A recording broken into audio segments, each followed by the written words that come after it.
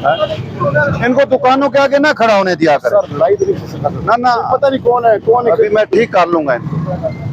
ये किधर गया है? ये शोरूम वाला किधर है भाई? नहीं है कौन? अच्छे बंदे ये नहीं।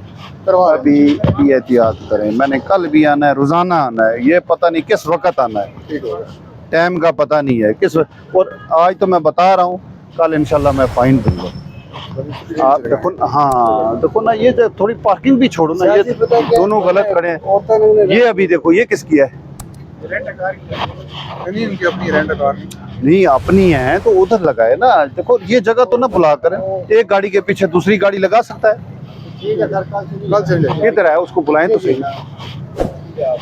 इसकी तो अपनी हालत ही नहीं है खड़ा होने की। टांगों में सांस है